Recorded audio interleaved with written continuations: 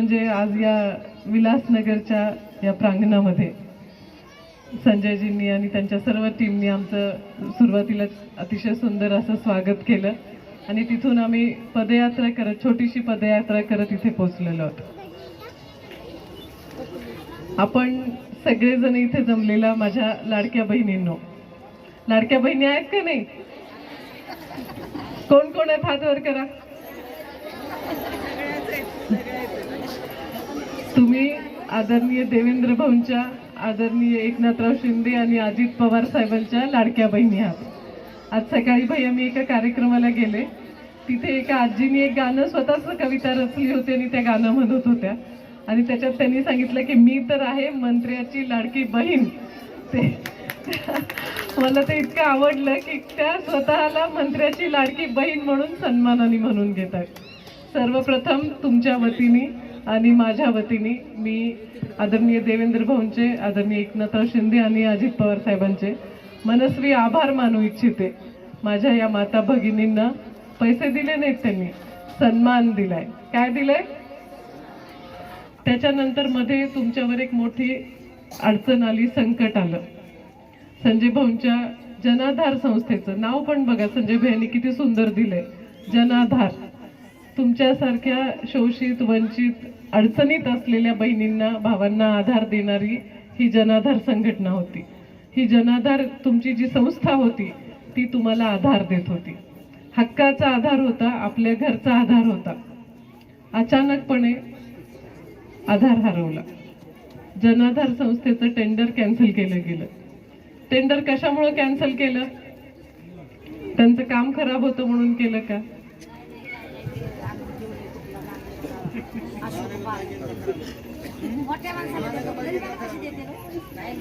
नाही, त्यांचं काम म्हणजे स्वतः संजय भैयाचं काम नव्हतं, तुमच्या प्रत्येकीचं काम होतं. ते काम अतिशय चांगलं होतं ना. आम्हाला तर माहिती, आम्हाला आनंद वाटत होता तुमचं काम बघून. 2 वेळेस आजी सांगायला गेले पुरस्कार पण मिळाला. मला वाटतं दिल्लीमध्येच पुरस्कार मिळाला होता आपल्याला.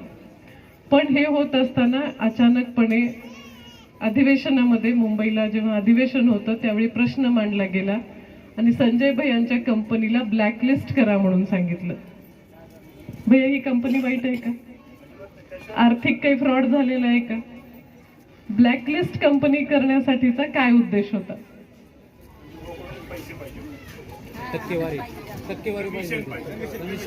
ही कंपनी ब्लॅकलिस्ट का केली गेली याचं कारण आमचे बंधू सांगायला लागले.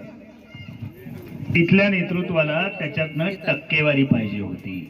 म्हणजे तुमच्या आमच्या लेकरा बाळाच्या संसारातले पैसे पाहिजे होते, ते मिळत नव्हते म्हणून या कंपनीला बंद पाडला. तुमचा रेट किती होता संजयजी एका घराचा? आता कितीने गेले? 200 रुपये. संजय भैयांना मिळत होते 68 रुपये. आता टेंडर गेले 200 रुपयांनी, म्हणजे तिप्पट जास्त आहे, तिप्पट जास्त. जर संजय भैयांना 200 रुपये दिले असते तर तुमची पगार तिप्पट वाढवली असती, त्यांनी वाढवली असती की नाही? तुमच्या तोंडचा घास काढून दुसऱ्यांचं घर मोठं करणं हे जेव्हा नेतृत्व करत असतं तेव्हा मोठी अडचण असते. अडचण ह्याच्या करताय की तुमची अडचण त्यांना समजणार नाही. इथे अडचण कळायला ह्या गल्लीत यावं लागतंय, अडचण कळायला तुमच्या जवळ बसावं लागतंय, अडचण करायला तुमच्या मधलं एक व्हावं लागतंय. ते झालंय का? आतापर्यंत आले होते का? कधी मध्ये गल्लीत गेले होते का? म्हणूनच आपलं 68 रुपयाचं टेंडर काढून 200 रुपयाला गेले. चकचकीत लोकांसाठीच ते टेंडर झाले. आणि त्याचा सगळ्यात वाईट गोष्ट काय घडली तर आमच्या माता भगिनींना, सुपरवायझर्सना अचानकपणे नोकरीहून कमी केलं गेलं. 850 लोकांना कमी केलं गेलं. त्याच्यानंतर जेव्हा खूप गडबड झाली, तुम्ही सगळ्यांनी उठाव केला, आमच्यासारख्याही काही लोकांनी फोन केला कमिशनर साहेबांना, त्यावेळी त्यातल्या काही जणांना सामावून घेण्यात आलं. बरोबर आहे ना? अजून 275 लोक अजूनही बेरोजगार आहेत. त्या माता भगिनींच्या हाताला काम नाहीये, त्या सुपरवायझर्सच्या हाताला काम नाहीये. तुमच्यापैकी एक भगिनी माझ्याकडे आली होती आणि त्या सांगत होत्या की कोविडमध्ये सुद्धा कोविडमध्ये आईबापाला हॉस्पिटलमध्ये टाकून मुलं बाहेरून बघत होती आणि मुलं ॲडमिट असतील तर आईबाप लांबून बघत होते. अशा वेळी ह्या भगिनींनी इथल्या प्रत्येक माणसाने या गावाचा कचरा काढला. तो कचरा न घाबरता, कोविडची भीती न बाळगता तो कचरा वेगळा केला, वर्गीकरण केला आणि त्याचं व्यवस्थापन केलं. त्याचं पारितोषिक हे मिळालं की ज्यांची मुलं शाळेत जातात, कुणाचा मुलगा BMSला आहे, कुणाचा BComला आहे, कुणाची मुलगी पुढच्या शिक्षणाला आहे, अचानकपणे घरी बसवलं गेलं. प्रश्न आहे फीस कशी भरणार, प्रश्न आहे घरात दिवा कसा लावणार. ह्याच्यामध्ये ह्या अडचणीमध्ये तुम्हाला ढकलून दिलं गेलं आणि त्या दिवशीचा आजचा दिवस आहे की त्याच्यावर तुम्हाला उत्तर मिळत नाहीये. उत्तर मिळण्यासाठी तुमच्या नेत्यांना, तुमच्या आमदाराला तुमच्या जवळ येऊन बसावं लागेल, तुमच्या पाठीवर हात फिरवावा लागेल, तुमच्याशी संभाषण करावं लागेल, तुमच्या जीवात काय घालमेल व्हायला लागली याचं समजून घ्यावं लागेल. ह्यातलं काहीही झालं नाहीये, कारण आमदारांपर्यंत पोहोचण्याआधी कमीत कमी 10 वेगळ्या लोकांना तुम्हाला भेटावं लागतं. त्याच्यामुळं तुमच्या प्रश्नाची तिथपर्यंत पोचच झालेली नसेल कदाचित, आणि मग महापालिकेत जाऊन नुसतं कमिशनरला भेटून कचरा व्यवस्थापन होणार नाहीये, ते इलेक्शनच्या 15 दिवस आधी. ह्याच्या आधी मला वाटतं इथलाच एक मोठा ग्रुप होता जो महापालिकेच्या समोर उपोषणाला बसला होता. ह्याच्यातले काही जण आहेत का इथे उपोषणाला बसलेल्यापैकी? आहेत ना? हां, जे उपोषणाला बसले होते त्यांचा विषय तो अनुकंपाचा नोकरीत सामावून घेण्याचा होता.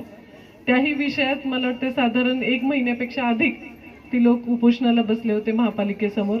शेवटी दिलीप धोत्रे आणि आमच्या इतर सहकाऱ्यांनी त्याच्यामध्ये मध्यस्थी केली आणि आदरणीय देवेंद्र भाऊंना मी विनंती केली. देवेंद्र भाऊंनी त्वरित GR काढला आणि त्या मागण्या मान्य झाल्या आणि ते उपोषण संपलं.